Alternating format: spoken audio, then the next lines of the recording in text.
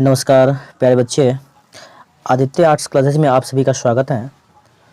आप लोगों के लिए क्लास 12वीं हिंदी का टॉप 60 ऑब्जेक्टिव क्वेश्चन लेकर के आ गया हूँ, जो आज प्राइम सेशन चल रहा है। जल्द से जल्द जितने बच्चे हैं फटाफट आप लोग जुड़ जाए प्राइम सेशन में, और आप लोग देखें आपका कितना सही होता है, यानी कि 60 में आप कितना सही कर पाते हैं। ठीक है, इसमें जो है जितने भी क्वेश्चन हैं सारा क्वेश्चन सिलेक्टेड क्वेश्चन आपको देखने को मिलेगा, इसलिए इस वीडियो को शुरू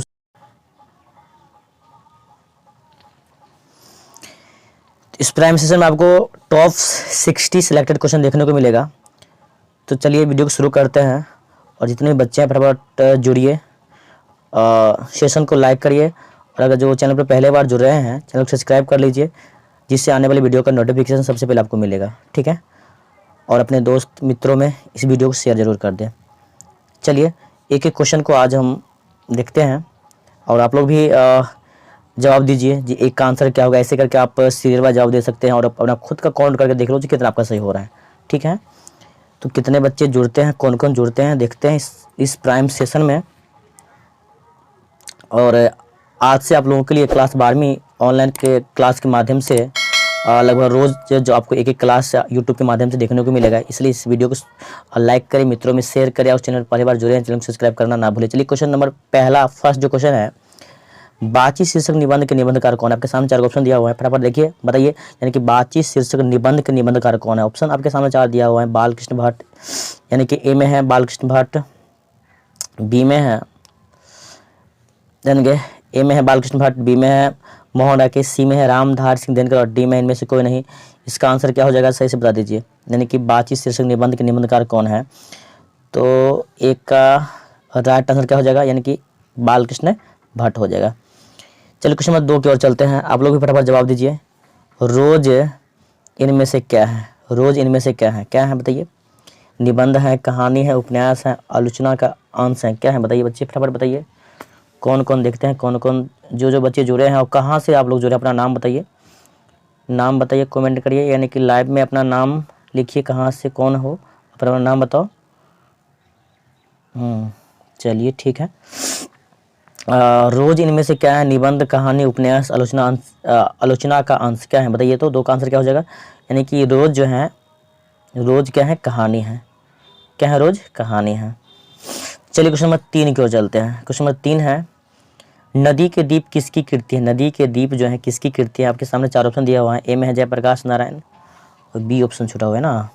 ए में जयप्रकाश नारायण, बी में मल्ल, सी में अज्ञे, और डी में दिनकर। यानी कि नदी के दीप के रचनाकार कौन है। बहुत अच्छा आंसर आप लोग को आ रहा है, बहुत अच्छा लगता है। जितने बच्चे जवाब दे रहे हैं सही सही जवाब दे रहे हो, बहुत बढ़िया बहुत बढ़िया। चलो अच्छी बात है, ऐसे जवाब दिया करो।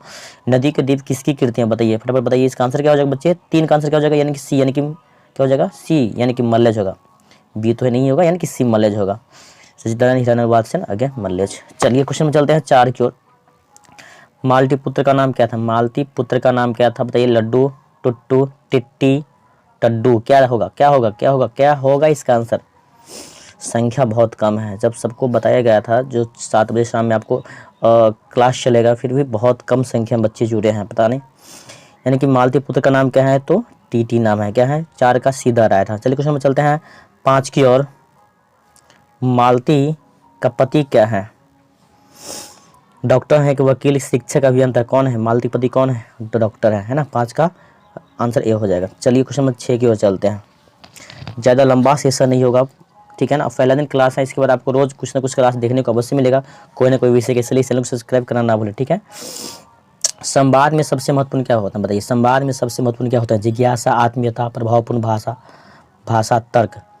6 का आंसर क्या हो जाएगा, यानी कि संवाद, जब आदमी 2 आदमी आपस में बैठ के बातें करते हैं, जो संवाद करते हैं, उसमें सबसे महत्वपूर्ण क्या होना चाहिए, तो सबसे महत्वपूर्ण इसमें होना चाहिए आत्मीयता होती है। क्या होती है, आत्मीयता सबसे महत्वपूर्ण। चलिए क्वेश्चन में चलते हैं 7 की ओर। बालकृष्ण भट्ट जो है आपको किस काल रचनाकार है ना। बालकृष्ण भट्ट जो है आपको किस काल रचनाकार है। आदिकाल के, भक्ति काल के, रीति काल के, आधुनिक काल के। 7 का आंसर बताइएगा क्या होगा, किस काल के हैं ये बालकृष्ण भट्ट।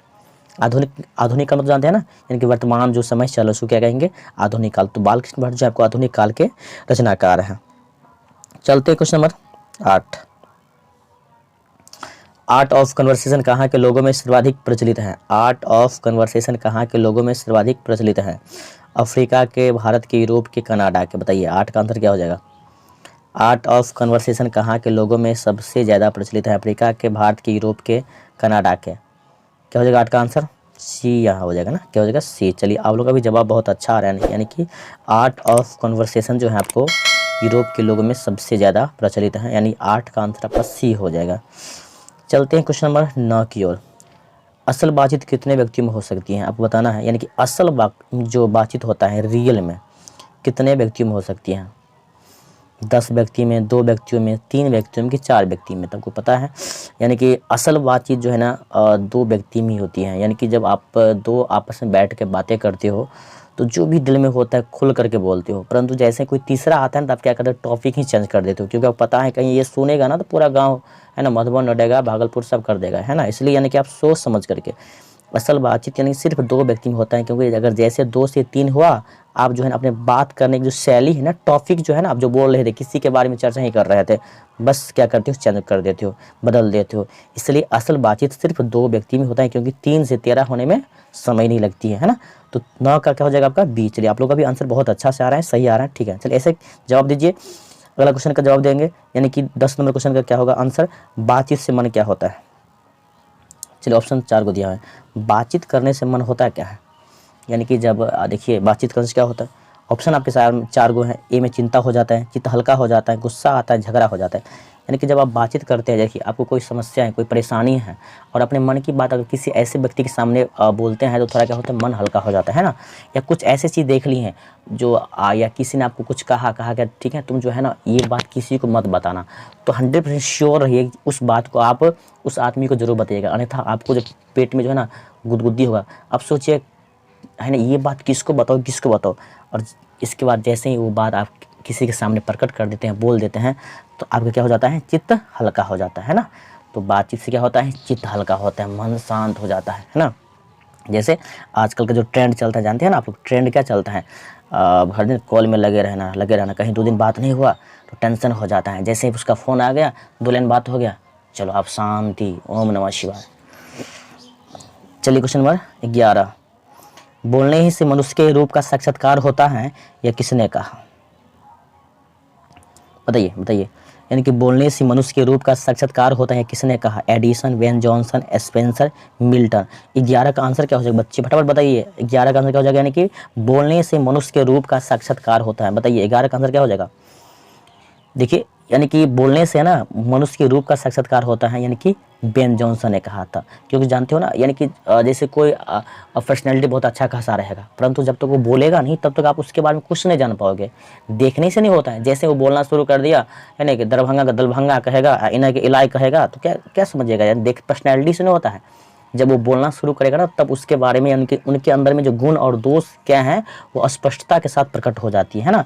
तो ये बात जो है ना आपको किसने कहा था? तो वेन जॉनसन ने कहा था। 11 का आंसर क्या हो जाएगा? बी हो जाएगा, ठीक है ना। यानी कि बोलने से मनुष्य के रूप का साक्षात्कार होता है, यानी कि उसके अंदर की जो क्वालिटी होती है वो बाहर निकल के आती है, कब? जब वो बोलता है। तो ये बात किसने कहा था? बेन जॉनसन ने कहा था। इसलिए 11 क्या हो जाएगा आंसर? आपको बी हो जाएगा। चलते हैं क्वेश्चन नंबर 12 की ओर। रॉबिन्स क्रूसो को कब तक मनुष्य के मुख देखने को नहीं मिला था?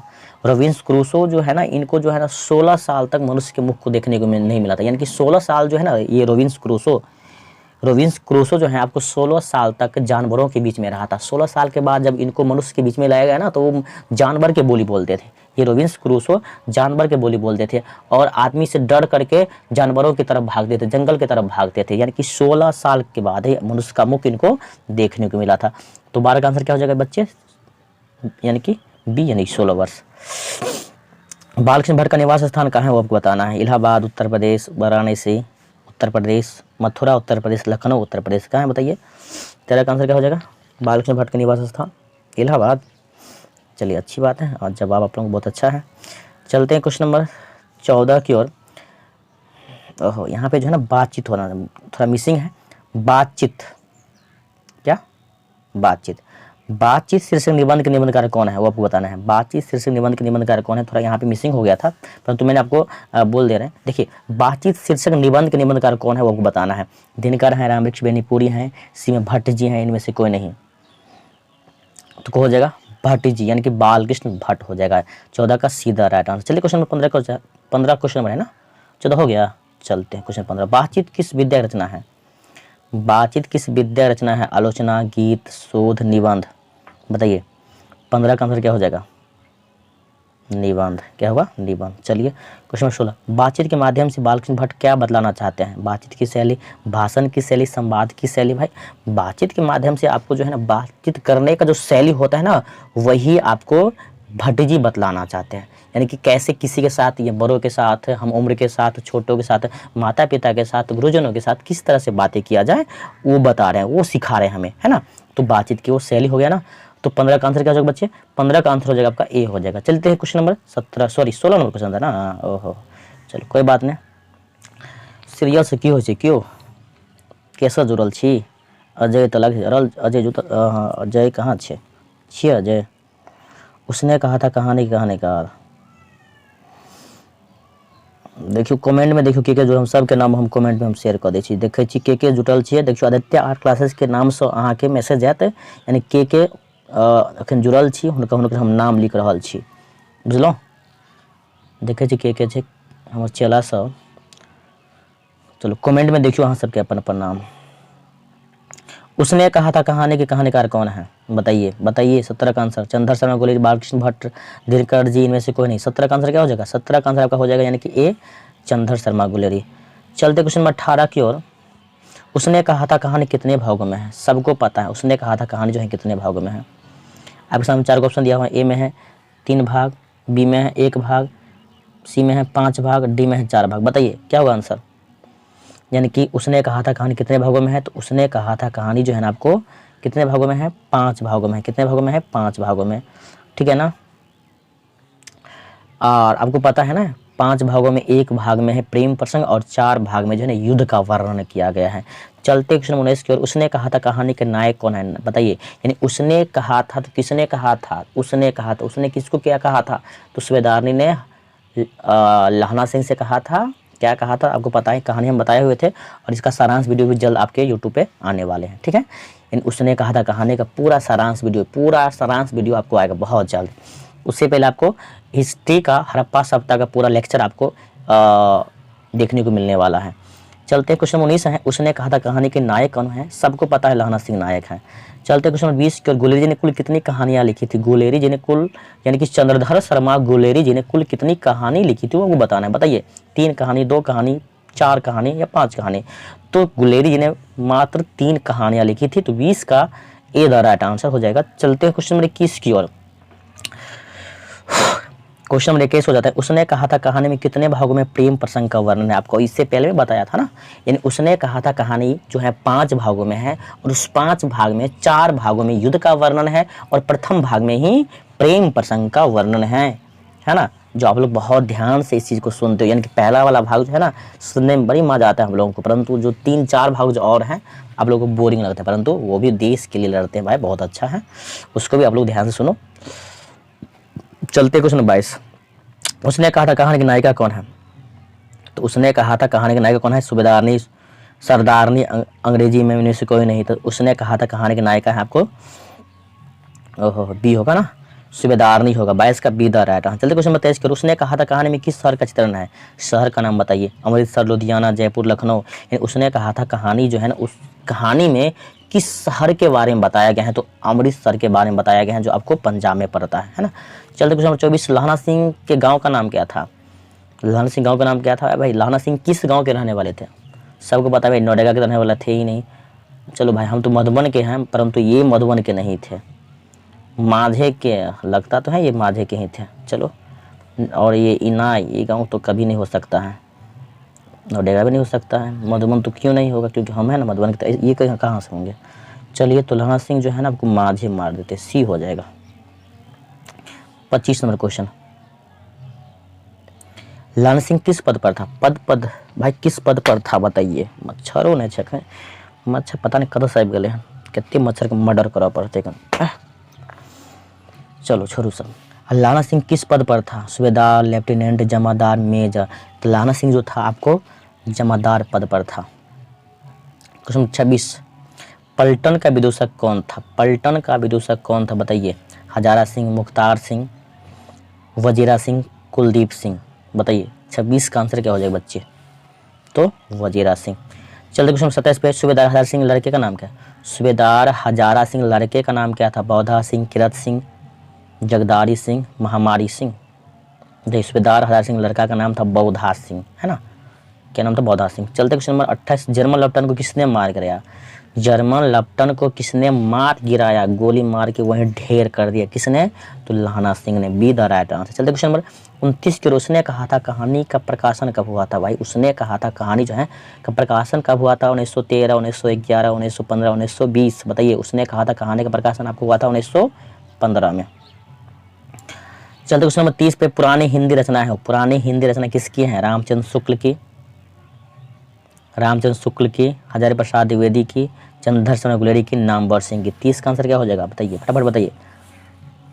तो गुलेरी जी यानी चंद्रधर शर्मा गुलेरी। चलते क्वेश्चन नंबर 31 के, कुरमाई का अर्थ होता है, कुरमाई का क्या अर्थ होता है? मंगनी, विवाह, बातें, दहेज। भाई कुरमाई का अर्थ होता है मंगनी। क्वेश्चन 32, चंद्रधर शर्मा गुलेरी की कहानी कौन सी है? चंद्रधर शर्मा गुलेरी की कहानी कौन सी है? जूठन, रोज, उसने कहा था, इनमें से कोई नहीं। चंद्रधर शर्मा गुलेरी की कहानी कौन सी है? बताइए। 32 का आंसर क्या हो जाएगा? यानी कि सी, उसने कहा था। गुलेरी जी की कहानी है। चलते हैं आपका, अरे संख्या क्यों इतना कम है? कहाँ सब चले जाते? पढ़ाई के समय पर कोई नहीं, अभी सब रील्स देखता होगा ना, सीरियल देखोगे ना, कि थोड़ा पढ़ाई कर लोगे ऑनलाइन क्लास या ऑफलाइन क्लास ही।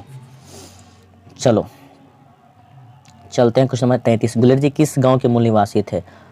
फतेहपुर, गुलेर, मनेर, इनमें से कोई नहीं। 33 का आंसर क्या होगा? चलो आप लोगों का भी जवाब अच्छा है, सही दे रहे हो जवाब। यानी कि गुलेरी जो है ना मनेर, सॉरी मनेर नहीं होगा, गुलेर होगा। यानी कि बी, यानी गुलेर गांव के मूल निवासी थे। चलते क्वेश्चन 34 की ओर, चंद्रधर शर्मा गुलेरी किस युग के कहानीकार हैं? चंद्रधर शर्मा गुलेरी जो है ना किस युग के कहानीकार हैं? द्विवेदी युग, भारतेंदु युग, प्रेमचंद्र युग, इनमें से कोई नहीं। तो 34 का आंसर क्या हो जाएगा बच्चे? 34 का आंसर ए हो जाएगा, यानी कि द्विवेदी युग। यानी कि गुलेरी जी है ना आपको द्विवेदी युग के कहानीकार थे, याद रखेंगे अच्छा से, कौन सा? द्विवेदी युग। चलते क्वेश्चन 35, लाना सिंह किस कहानी के पात्र हैं? बताइए लाना सिंह जो है किस कहानी के पात्र हैं? जूठन, उसने कहा था, सुखमय जीवन, इनमें से सभी। तो 35 का आंसर आपका क्या हो जाएगा? 35 का द राइट आंसर बी, यानी कि उसने कहा था। क्वेश्चन 36, उसने कहा था किस प्रकार की कहानी है? चरित्र प्रधान, कर्म प्रधान, धर्म प्रधान, भाव प्रधान। तो 36 का आंसर क्या हो जाएगा आपका? बी, यानी कि कर्म प्रधान। उसने कहा था किस प्रकार की कहानी है? तो कर्म प्रधान। चलते क्वेश्चन नंबर 37 की ओर, फटाफट बताइए। सेशन तो लंबा नहीं ना हुआ है, कहाँ ज़्यादा 18-19 मिनट हुआ है मात्र। लाना सिंह के मामा कहाँ के रहने वाले थे बच्चे? फटाफट बताइए। लाना सिंह के मामा जो है कहाँ के रहने वाले थे? छत्तीसगढ़, अमृतसर, लुधियाना, फतेहपुर। और आप लोग संख्या कम क्यों है? जितना संख्या उतना कम से कम वीडियो को तो लाइक तो कर दो और अपने दोस्त मित्रों में शेयर कर दो और बोलो देखने के लिए। क्या तुम लोग भी थोड़ा पढ़ाई भी तो कर लो। हर दिन तो मस्ती करता ही रहता है, थोड़ा पढ़ाई कर लिया करो, है ना? भविष्य के लिए बहुत अच्छा है बच्चे, तुम्हारे लिए कहते हैं। चलो, लाना सिंह के मामा कहाँ के रहने वाले थे? चंडीगढ़, अमृतसर, लुधियाना, जयपुर। 37 का आंसर क्या हो जाएगा बताइए? तो अमृतसर के रहने वाले थे। चलते क्वेश्चन नंबर 38, लाना सिंह का सिर अपने गोद में लेकर कौन बैठा था? हजारा सिंह, वजीरा सिंह, किरत सिंह, राधा सिंह। 38 का आंसर क्या हो जाएगा? यानी कि लाना सिंह का सिर अपने गोद में लेकर कौन बैठा था? तो वजीरा सिंह। चलते क्वेश्चन 39 नंबर, सुधारनी ने अपने पति एवं पुत्र की रक्षा के लिए किसे कहा? वजीरा सिंह, लाना सिंह, किरत सिंह, अत्तर सिंह। क्या हो बताओ? सुधारनी ने अपने पति एवं पुत्र की रक्षा के लिए किसे कहते हैं? याद है ना? यानी कि जब युद्ध के दौरान जब लाना सिंह है ना और सूबेदारनी के पति सूबेदार हजारा सिंह और इसके पुत्र हजारा यानी बौधा सिंह, जब तीनों जाते रहते हैं युद्ध पे, तो रास्ते में जो है ना सूबेदारनी का घर पड़ता है, वहीं उनके घर पे रुकते हैं जब, और यहीं पे मुलाकात होता है लाना सिंह और सूबेदारनी की। सूबेदारनी पहचान जाती हैं वो यही लहंगा नहीं, लाहना, मिस्टेक। यानी कि सूबेदारनी पहचान जाती हैं यही लाहना है ना, जो बचपना में हमें बार बार कहा करता था क्या तेरी कुरमाई हो गई, है ना, एक तरफा ये हमसे प्यार किया करता था। चलो ठीक है, आज इसका बदला लेते हैं। चलो, ये तो प्यार करता था ना, हम तो नहीं करते थे, एक तरफा था इसका। चलो फिर भी कहते हैं, देखो यानी कि यहाँ प्यार से सूबेदारनी कहती हैं जो अगर बचपन में तुमने हमें सच्चे दिल से प्यार किया था, तो इस युद्ध में हमारे पुत्र और पति की रक्षा करना। उसके लिए सूबेदारनी अपना आंचल पसार देती है उसके सामने का, भीख मांगती है, इस युद्ध में मेरे पुत्र और मेरे पति का रक्षा करना, है ना। इमोशनल ब्लैकमेल करती है ये सूबेदार ने किसको, बेचारा लहाना सिंह को। और ये लहाना सिंह भी बेचारा सूबेदारनी के प्यार में पागल था। उसके बाद मान करके युद्ध जब होता है ना, उसके पति और पुत्र की रक्षा करता है, स्वयं गोली खा करके राम नाम सत्य इनका हो जाता है, शहीद हो जाते हैं। तो 39 क्या हो जाएगा आंसर, बी हो जाएगा। चलिए क्वेश्चन में चलते हैं 40 की ओर। सिख राइफल्स के जमादार लहना सिंह का नंबर कितना था, तो कितना था बताइए, हम टिक मार दिए, आप लोग बता दीजिए, सबको पता है इसका आंसर 77। चलते हैं क्वेश्चन नंबर अब 41। संपूर्ण क्रांति का आह्वान किसने किया था, संपूर्ण क्रांति का आह्वान किसने किया था, आपको सबको पता है। संपूर्ण क्रांति का आह्वान जो है 5 जून 1974 को पटना गांधी मैदान में जेपी यानी कि जयप्रकाश नारायण के नेतृत्व में किया गया था। ये आंदोलन छात्रों का आंदोलन था, किसके खिलाफ, तो कांग्रेस के खिलाफ, क्योंकि उस समय में हमारे देश में महंगाई बेरोजगारी अपनी चरम सीमा पर पहुंच गई थी, है ना। इस यानी कि कांग्रेस के खिलाफ एक क्रांति की आवश्यकता थी, वही क्रांति के आह्वान किया गया किनके द्वारा, तो जेपी यानी कि जयप्रकाश नारायण के द्वारा। 41 का द राइट आंसर ये हो जाएगा। चलते क्वेश्चन नंबर 42 को। संपूर्ण क्रांति का आह्वान कब किया गया, अभी बता दिया आपको, यानी कि संपूर्ण क्रांति का आह्वान कब किया गया था, आप लोग बता दो, क्योंकि मैं अभी जस्ट बताया हूँ संपूर्ण क्रांति का आह्वान कब किया गया। चलो बहुत अच्छा जवाब सबका है, यानी कि 5 जून 1974 पटना के गांधी मैदान से जेपी यानी कि जयप्रकाश नारायण ने संपूर्ण देशवासियों को एकजुट किया था और कांग्रेस को सत्ता से बेदखल कर दिया था। चलते क्वेश्चन नंबर 43 को। जयप्रकाश नारायण के बचपन का नाम क्या, चलिए बताइए। जयप्रकाश नारायण जो हैं यानी कि जेपी लोकनायक जो भी कहो, उनके बचपन का नाम क्या है, सारे सबका होता है बचपन का कुछ अलग नाम, है ना। पता नहीं मेरा भी होगा, है ना, हाँ मेरा तो पता नहीं, परंतु मैं अपने मेरा जो लड्डू है, मेरा जो बेटा है ना, उसका नाम बता सकता हूँ। उसका बचपन का नाम है, बचपन का नाम तो उसे क्रियांश नाम है, परंतु हम उसे कहते हैं लड्डू, तो याद रखना। तो और आप सबका भी बचपन का क्या नाम है, फटाफट कमेंट करो, तो फटाफट जितने भी जुड़े हो प्राइम सेशन से, फटाफट बताओ, कमेंट करो जो आपका बचपन का नाम क्या है। हम तो बता दे रहे हैं, यानी कि जेपी का बचपन का नाम है बाउल, मेरा नहीं पता है, आप लोग बताओ, आप लोग फटाफट कमेंट करो क्या नाम है बचपन का आप सबका। छोड़ो, चलते क्वेश्चन नंबर 44। जयप्रकाश नारायण को किसका दलाल कहा गया, तो अमेरिका का दलाल कहा गया। चलते क्वेश्चन 45। फ्री प्रेस के मालिक कौन थे, फ्री प्रेस के मालिक कौन थे बच्चे, फटाफट बता दीजिए, फ्री प्रेस के मालिक कौन थे। आत्मानंद जी, शिवानंद जी, सदानंद जी, सदानंद जी, तो सदानंद जी 45 का सीधा राइट आंसर। चलते हैं क्वेश्चन नंबर 46। लेनिन की मृत्यु कब हुई थी, लेनिन की मृत्यु हुई थी कब हुई थी, सबको पता है कब हुई थी, यानी कि लेनिन की मृत्यु कब हुई थी बताइए। 1925, 24, 32, 38 कब हुई थी लेनिन की मृत्यु, तो 1924 में लेनिन की मृत्यु हो गई थी। चलते क्वेश्चन नंबर 47। जयप्रकाश जी मार्क्सवादी कब बने, जयप्रकाश जी मार्क्सवादी कब बन गए, बता दीजिए। तो 1924 में बनल था ये, है ना। जयप्रकाश जी मार्क्सवादी 1924 में बन गए थे। चलते क्वेश्चन 48 की ओर। फणीश्वरनाथ रेणु की पुस्तक है, कौन सा पुस्तक इसमें से, 4 को ऑप्शन दिया हुआ है, आप लोग फटाफट कमेंट करके बताइए इसका आंसर क्या हो जाएगा। यानी फणीश्वरनाथ रेणु की पुस्तक, कौन सा पुस्तक है इनका, फणीश्वरनाथ रेणु का।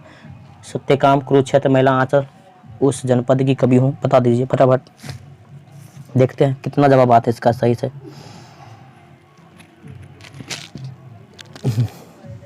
फणीश्वरनाथ रेणु की पुस्तक सी। चलिए अच्छी बात है, आप लोग का बात मान लेते हैं, महिला आंचल। चल क्वेश्चन नंबर 49। 1974 में बिहार प्रदेश के मुख्यमंत्री कौन थे भाई, 1974 में बिहार प्रदेश के मुख्यमंत्री कौन थे बता दो, आप लोग फटाफट बता दो। अब्दुल गफूर, अनुग्रह नारायण सिंह, महामाया प्रसाद, नीतीश कुमार, बता दो। 1974 में कौन थे, यानी कि ए अब्दुल गफूर, वर्तमान में कौन है, नीतीश कुमार, प्रथम कौन था, डॉक्टर श्री कृष्ण सिंह। चलते हैं क्वेश्चन नंबर 50। किसी लोकनायक नाम से जाना जाता है, किसे लोकनायक नाम से जाना जाता है, महात्मा गांधी को, जयप्रकाश नारायण को, बाल गंगाधर तिलक को, फिर सभी, बता दो आंसर भाई क्या होगा लोकनायक नाम से, जेपी जयप्रकाश। चलिए ठीक है, जयप्रकाश नारायण को। क्वेश्चन 51। जयप्रकाश नारायण की पत्नी का नाम क्या था, जयप्रकाश नारायण जी की पत्नी का नाम बताना है आपको। लीलावती देवी, प्रभावती देवी, अमरावती, इनमें से कोई नहीं। 51 क्या हो जाएगा, बी यानी कि प्रभावती देवी। Question number 52। प्रजा सोशलिस्ट पार्टी गठन कब हुआ, 1952, 1949, 1947, 1962। 52 में क्या हो जाएगा आंसर, यानी कि 1952। प्रजा सोशलिस्ट पार्टी गठन कब हुआ, 1952 में। 53 नंबर क्वेश्चन। जयप्रकाश नारायण को भारत रत्न की उपाधि दी गई, कब दी गई? 1990, 98, 78, 74, बता दीजिए भाई आप लोग। जयप्रकाश नारायण को भारत रत्न की उपाधि कब दी गई थी? तो 1998, यानी कि बी द राइट आंसर। चलते क्वेश्चन नंबर 54। जयप्रकाश नारायण को भारत की जनता किस नाम से याद करती है? किस नाम से याद करती है? किस नाम से? किस नाम से? देश नायक, जन नायक, समाज नायक, लोक नायक। किस नायक? लोक नायक के नाम से, है ना। तो क्या हो जाएगा? डी को गोल घेरा में बंद कर दिया जाए। 54 का आंसर यानी कि डी हो जाएगा। क्वेश्चन 55। संपूर्ण क्रांति का आह्वान कहाँ से किया गया था? संपूर्ण क्रांति का आह्वान कहाँ से किया गया था? पटना गांधी मैदान, दरभंगा खेल मैदान से, पोलो मैदान से? नहीं, कोई नहीं। तो भाई संपूर्ण क्रांति का आह्वान जो है ना, पटना के जो गांधी मैदान है वहीं से किया गया था। किसने किया था? तो जेपी यानी कि जयप्रकाश नारायण ने किया था। कब किया था? तो 5 जून 1974 को किया था। चलो क्वेश्चन नंबर 56 की ओर कि आंसर के मोन ठीक है कि नहीं। संपूर्ण क्रांति किसकी रचना है? राम मनोहर लोहिया, डॉक्टर अम्बेडकर, कर्पूरी ठाकुर, जयप्रकाश नारायण। 56 का आंसर क्या हो जाएगा? संपूर्ण क्रांति किसकी रचना है? तो जयप्रकाश नारायण की। सबको आता ही है क्वेश्चन। महेश्वर पत्नी का नाम क्या था? प्रभावती, मालती, लीलावती। तो महेश्वर पत्नी का नाम था Malti, be the right answer. Question number चलते हैं 58। लेखक कितने वर्षों के बाद मालती से मिलने गया था? तो लेखक जो है ना 4 साल के बाद मालती से मिलने गया था। चलिए क्वेश्चन 59 की ओर। मालती के पति किस बीमारी का ऑपरेशन करके आया था? बताइए। तो पथरी का, गैंग्रीन, लकवा, में से कोई नहीं। तो मालती के पति जो है ना आपको गैंग्रीन पेशेंट का इलाज करके आया था। चलते क्वेश्चन नंबर 60। मालती के पति का नाम क्या है? इसका पति का नाम है परमेश्वरा। महेश्वर नाम है भाई, परमेश्वर नहीं है, महेश्वर नाम है। 60 का हो जाएगा सी। चलिए इस प्रकार से हमने आप लोगों को टॉप 60 ऑब्जेक्टिव क्वेश्चन करवा दिया। अगर आप लोगों को ये सेशन पसंद आए तो प्लीज़ वीडियो को लाइक करें, अपने मित्र और दोस्तों में शेयर करें, और चैनल पर पहले बार जुड़े हैं तो चैनल को सब्सक्राइब करना ना भूलें। तो वीडियो को यहीं समाप्त करते हैं। जय हिंद, जय भारत।